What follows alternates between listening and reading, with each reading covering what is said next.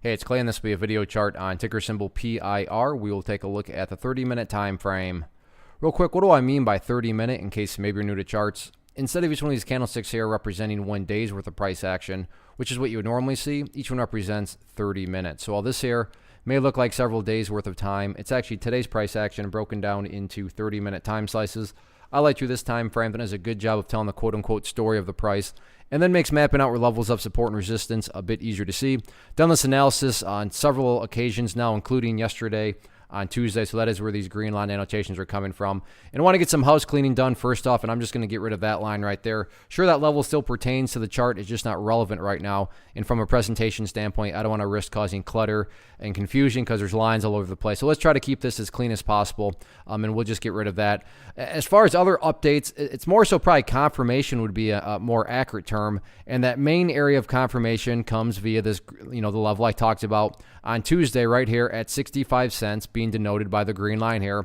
And you can see that there was that pullback today, but right here, surprise, surprise, once again, the price found some support right around that area. I say once again because if you look back here, that is exactly how the price acted on the 8th. So not exactly shocking to see that, the price acted like it already had done before, which is why people that say, well, all charts are worthless because all they do is tell you past history. Well, yeah, they do tell you past history, and this past history repeated itself, and that's where, where charts, have their power and can help kind of gauge the unknown. So 65 cents, my point being, is that it was a level of support that, you would expect to have acted as support if it got tested, and it did indeed act as support. So that's a nice sign of strength from the bulls' part.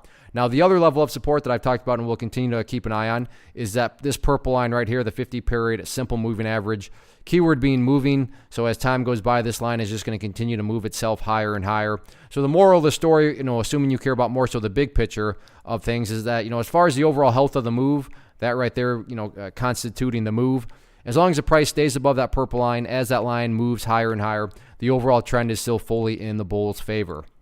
As far as levels of resistance are concerned, 73 cents, I get it, the price did technically close a little bit above it, but I'm still going to consider this a level of resistance right now. I want to see if the price can actually stay up above it, because it failed to essentially stay above it during the, from the morning hours. But if this is a true breakout and the price is getting ready to kind of warm up the engines again, the next key level of resistance is right up here at 78. I realize the price did go up above it, but there just seems to be more price congestion right around that area. So I think 78 cents is more the truer level of resistance.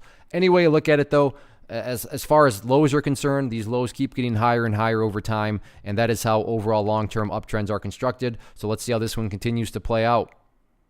One of the biggest questions that I get is, hey Clay, how do you find the stocks that you trade? So what I've done is put together a free resource guide where I talk about the tools that I use to locate stocks that I find interesting and think may have potential. So if that sounds like something that could add value to you as a trader, then click on the image that is up on the screen right now and I will email you the guide. The guide itself is very short and to the point, and best part, it's completely free. Thanks for watching the video. Let me know if you have any questions.